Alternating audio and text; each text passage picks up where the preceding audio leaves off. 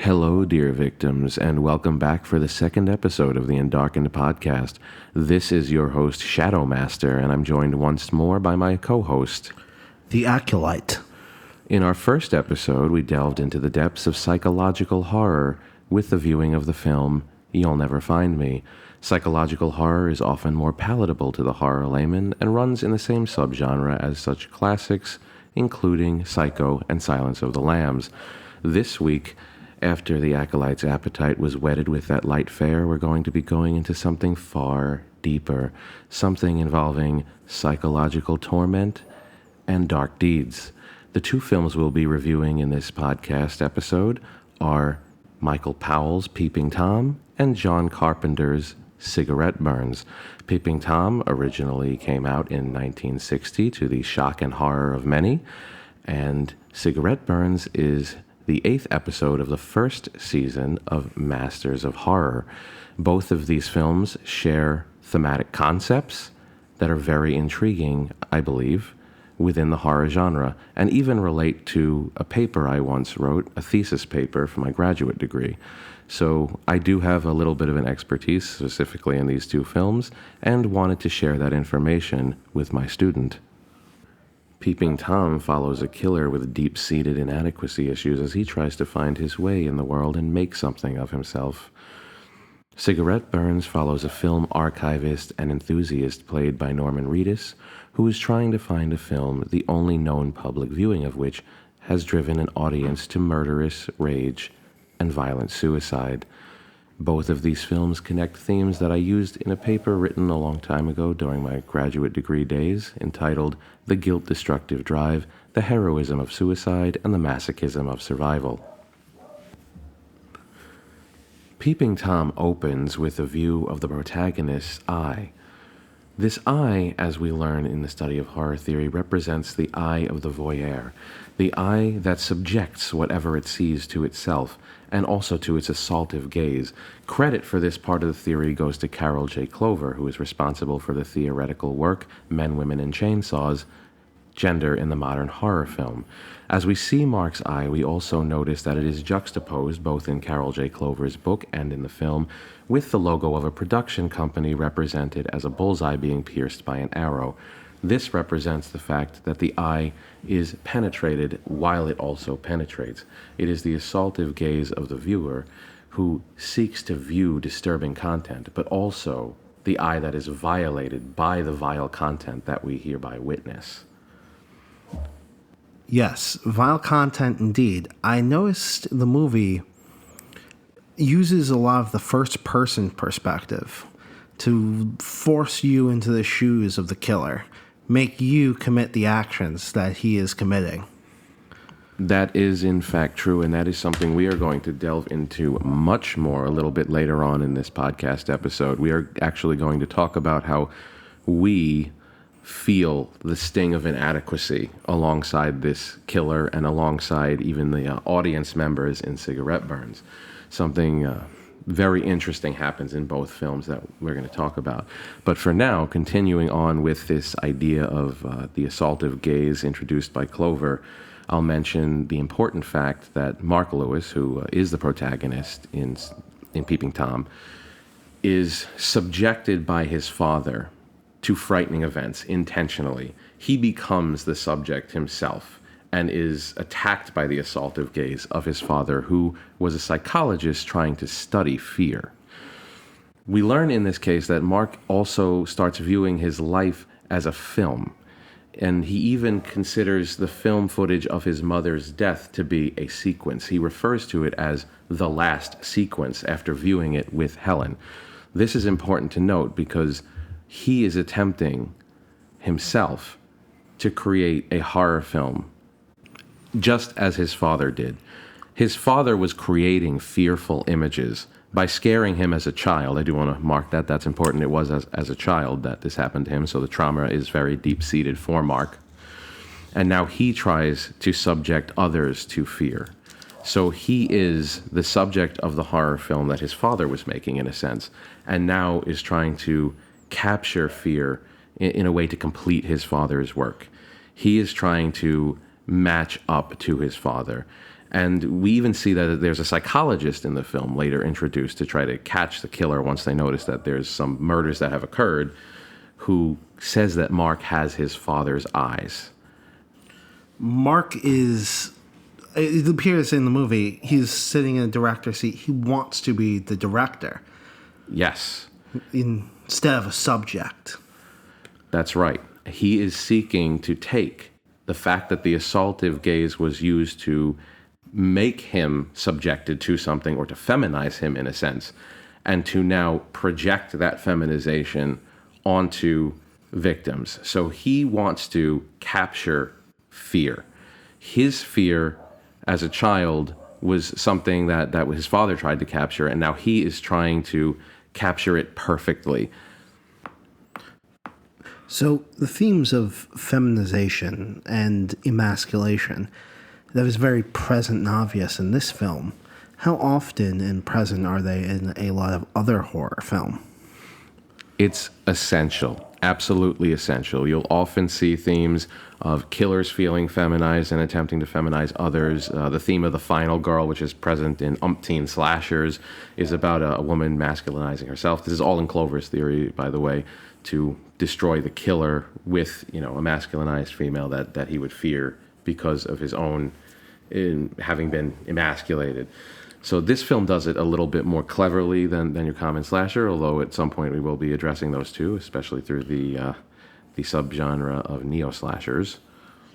I see in this film that Mark has been emasculated. His entire childhood had no privacy, and he was constantly terrified by his father.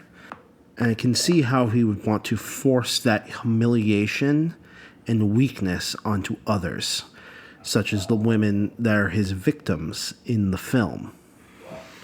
Exactly. And we can see just how deeply sexualized Mark's attempts to project his inadequacy and feminization onto others are. At this point, if you had not seen the film, I will warn you to perhaps stop, because this is where we'll get into some spoilers. But I do want to talk about the specific method of killing that Mark employs, and the fact that he is filming as he's doing it. So for those of you who haven't seen the film, I know it's old and it's classic, so most of you might have.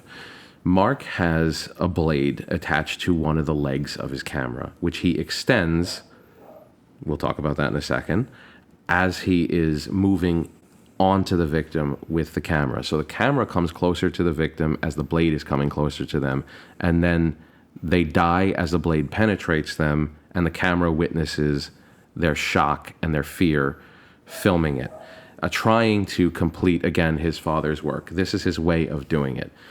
And I know that the Acolyte is interested to ask some questions, but just before that, I will say that the camera leg is often moved up and down in a very sensual way. It appears very sexual. Mark even strokes, at one point, this camera leg. It is extremely phallic, and I feel like that was an intentional part of his forcing his masculinity. Exactly. He wants the women to be afraid the way that he was made to feel afraid, but he wants them in sort of a perfect fear. And we're going to get a little bit into how I take Clover's theory and shift it into something else soon in the paper that I wrote. We're going to discuss that, but I do want to continue a little bit more with this phallic example of Mark. This example of Mark phallicizing himself. So there's one scene where he's on a date with Helen, and he sees another couple making out in the bushes.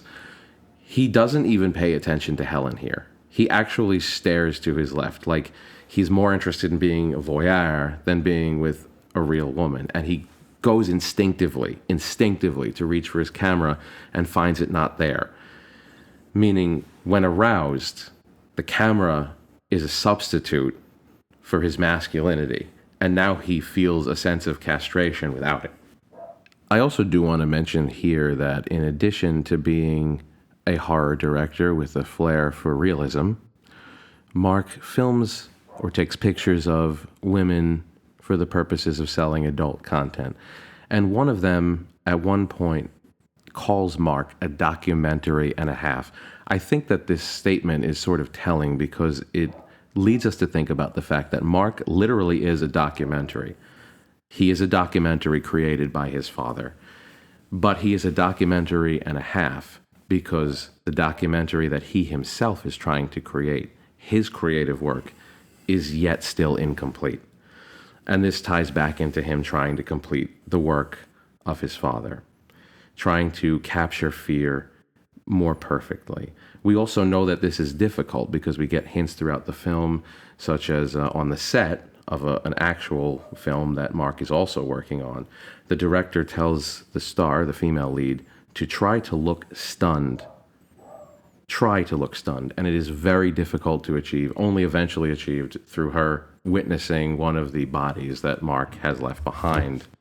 It's here where I'd like to jump to the ending of the film, where we learn that the women filmed on camera being killed are not only terrified because they are being killed, but because Mark has attached a mirror to the camera that shows them the image of their own terrified face.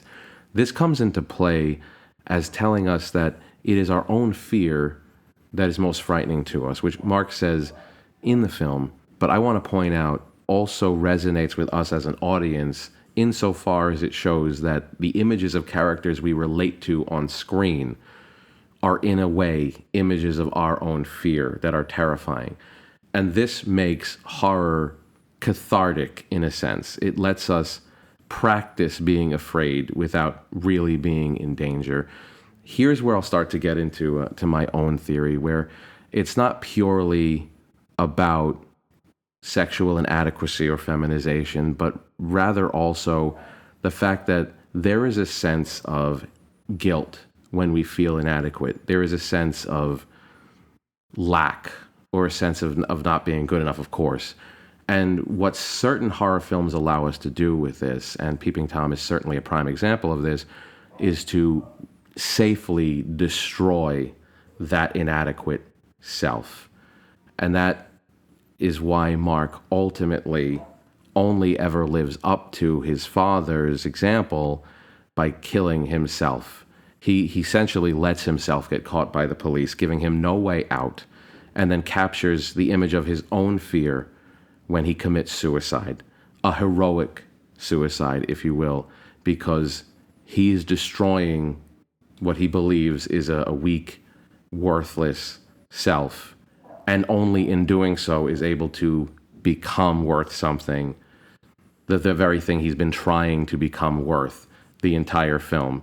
And for us as an audience, this, again, is a release. It's like a release of all the feelings of inadequacy or weakness or shortcoming that we might have. Again, this is sort of where I add to or add on top of, Carol J. Clover's theory.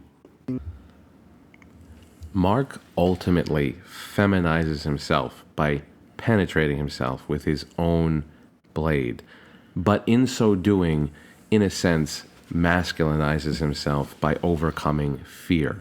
So by doing both at once, becoming the perfect subject and also one who is not afraid, he has overcome his inadequacy and become the image of fear that he wanted to capture. This completes him.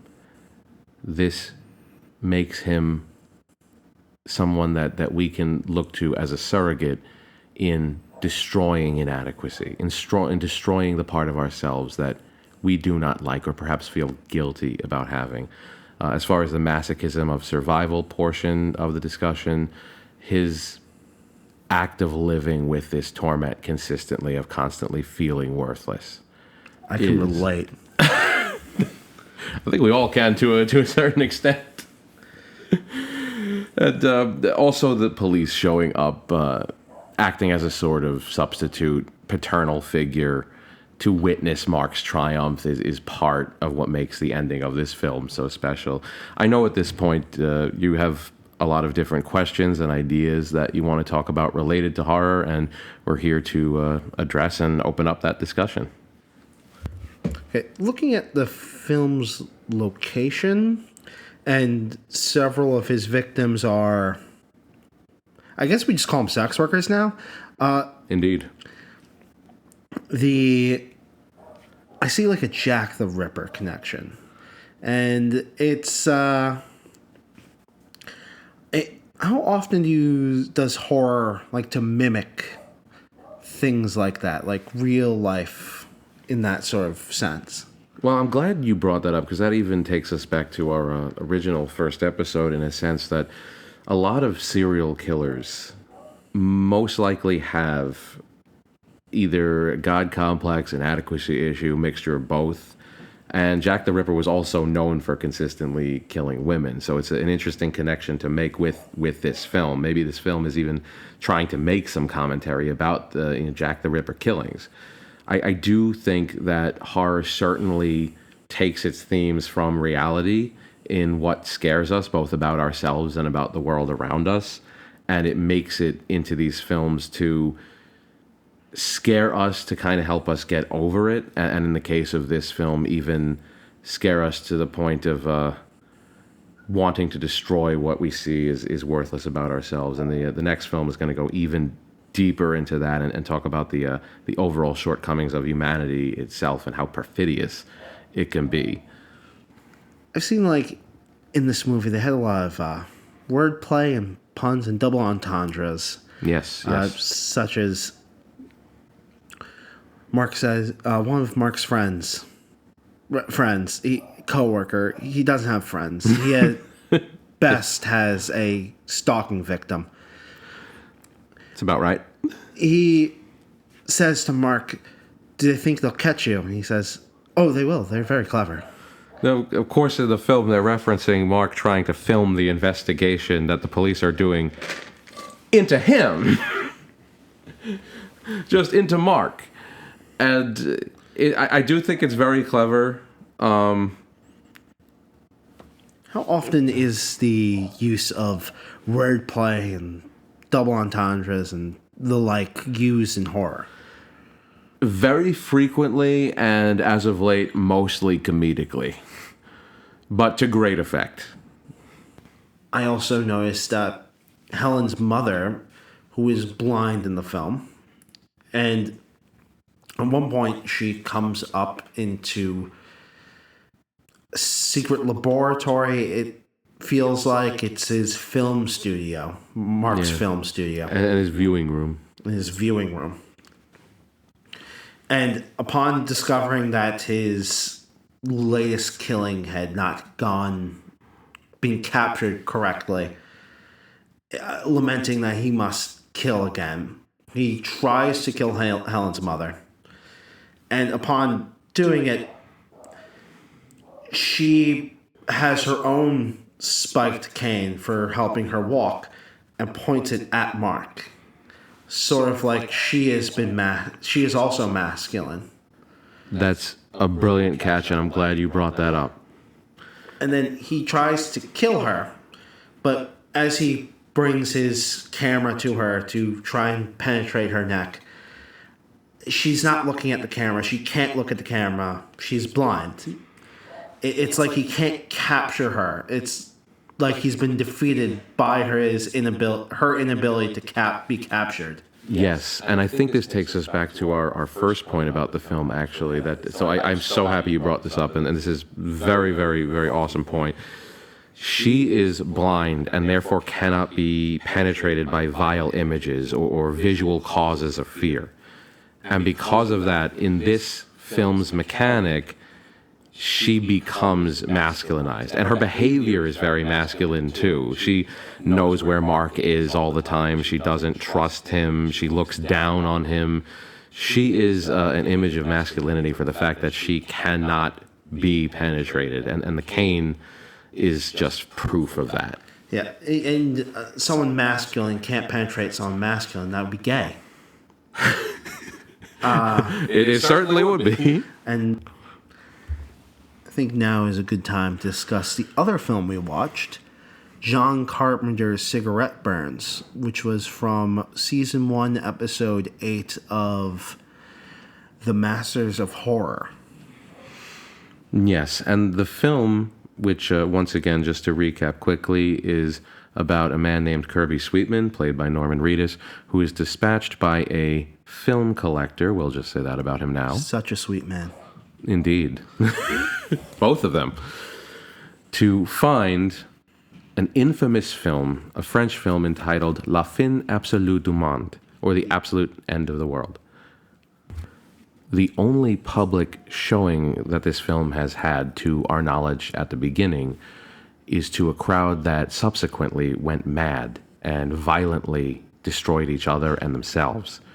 We're not quite sure at this point why this film has this reputation, but I'll start talking more about the film's theory by mentioning a quote right from the beginning. Film is a weapon.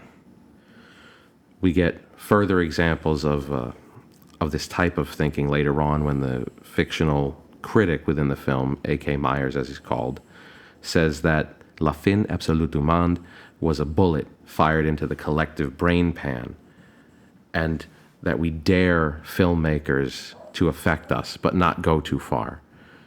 Finally, there's an unnamed snuff filmmaker that Kirby meets while attempting to locate the film, the absolute end of the world, who tells him that something happens when you point the camera at something terrible.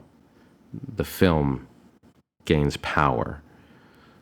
I tell you all these quotes now because they set the stage for what's going to happen and for the theory that permeates this work.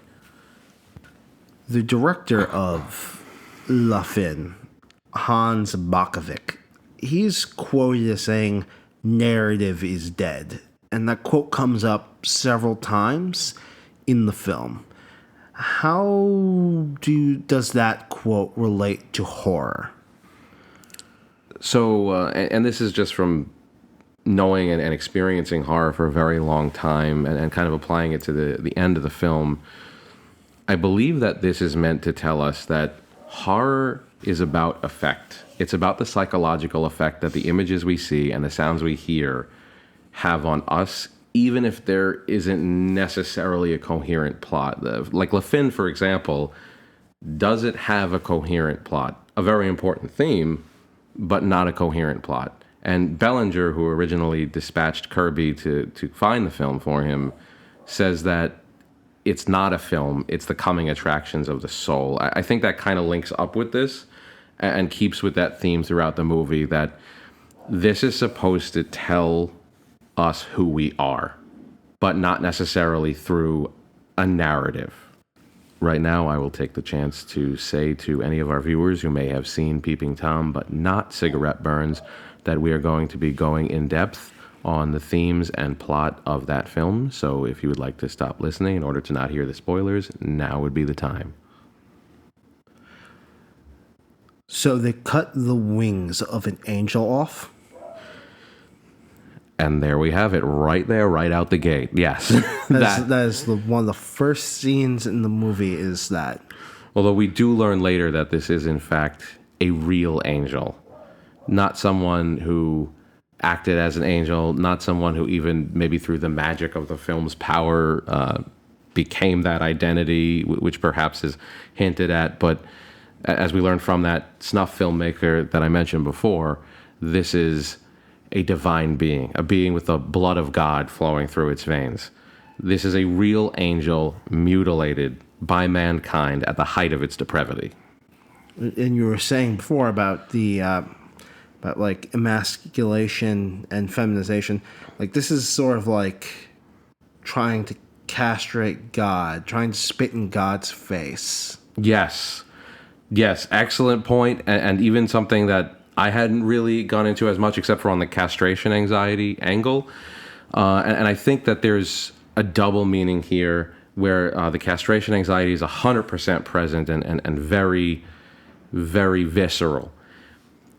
But there's also this idea that this is mankind in a very quintessential way severing itself from its divine nature. That mankind is in fact so wicked and depraved that they would destroy the divine identity of a divine being and thereby recognize their own failures and shortcomings, their own evil in this case. That mankind as an entity that would commit such a sinful act is inherently wicked and irredeemable. I think that's why this film works as showing an example of inadequacy and leading towards the desire to want to destroy guilt. I believe that the image of that angel is being destroyed is kind of mirrored in individuals' lives through the characters in the film, like Bellinger and Kirby, who have their own failures. It's just that this is sort of my theory on this, is that seeing the angel mutilated in such a way causes everyone who witnesses the film to feel very pointedly their own evil and their own failure as people.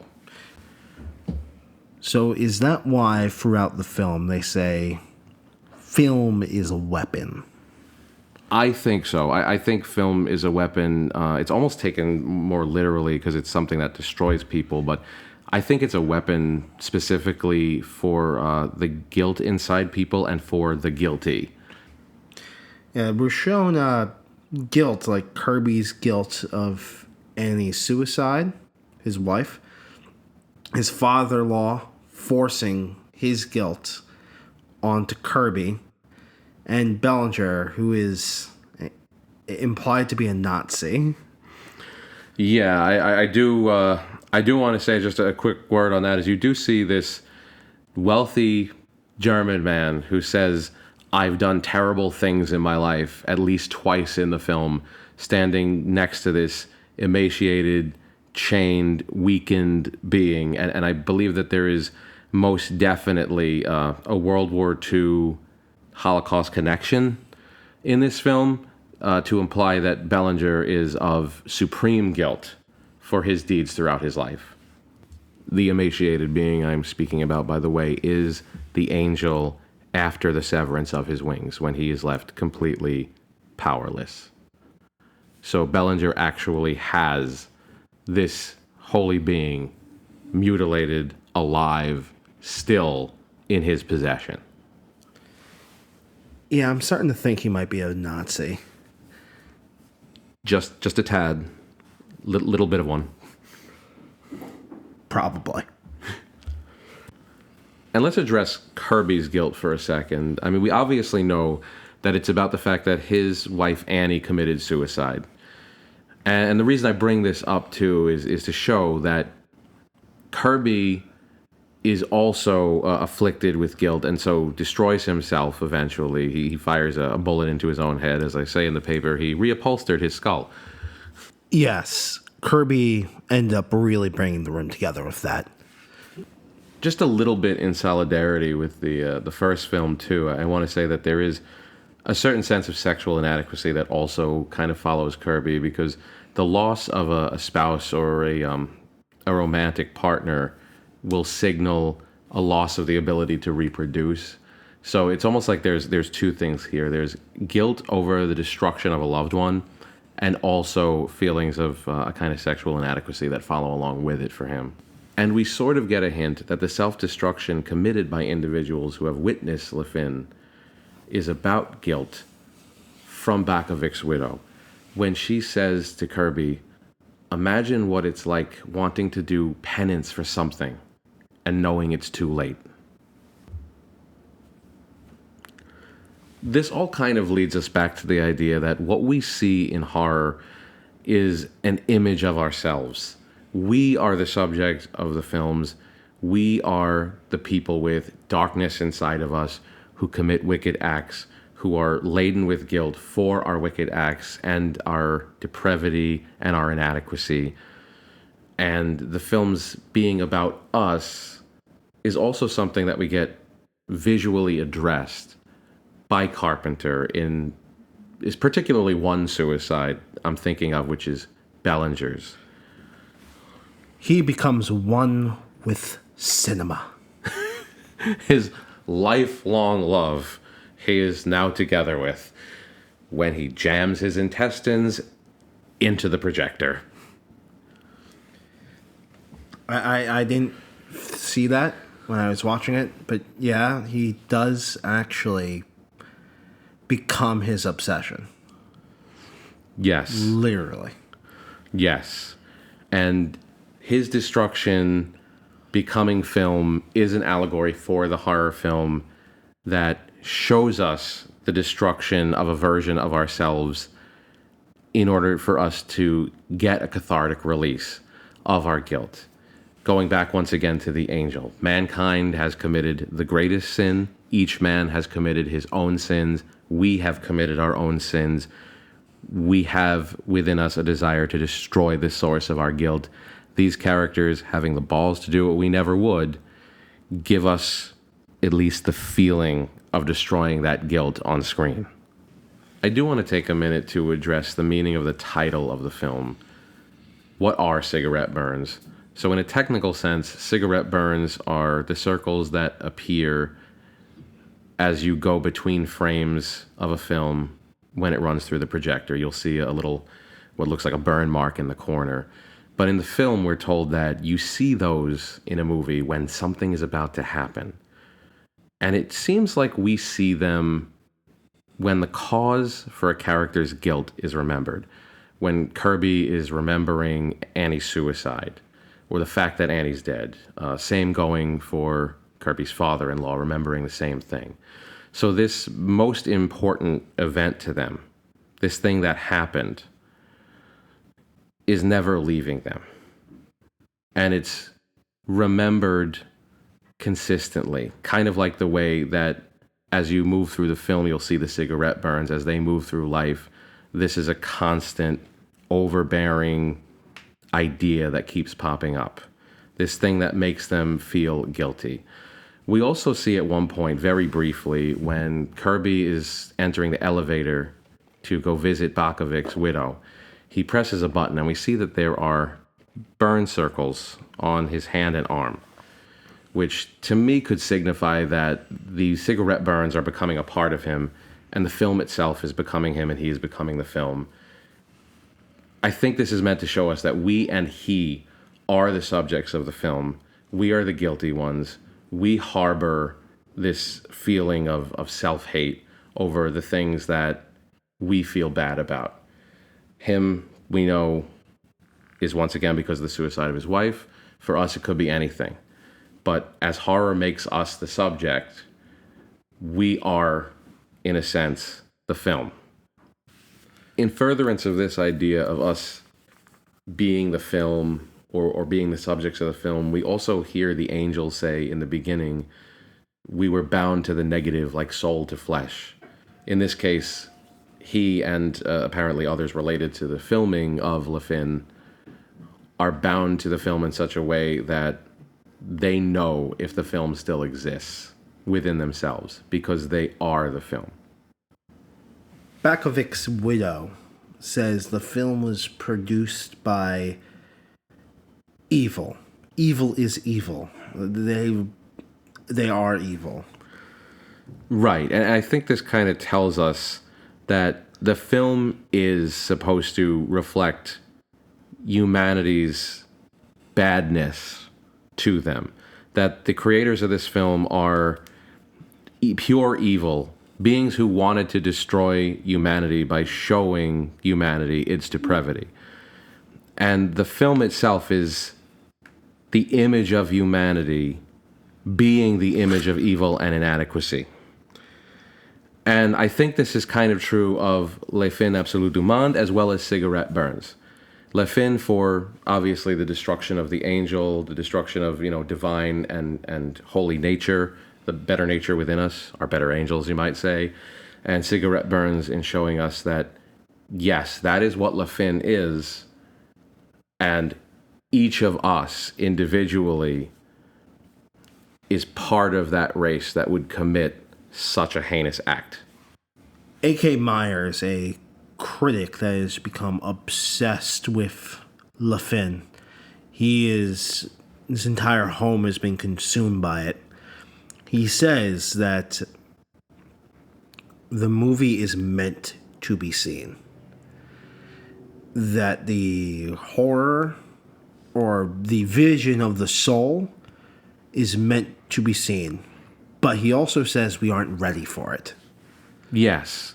And I think that goes to the reasoning behind the suicide and homicide, apparently, that also has taken place at certain points as a result of viewing Le Finn, that, we're not meant to know our own depravity. We're not meant to know our own evil, the evil that is inside of humanity inherently.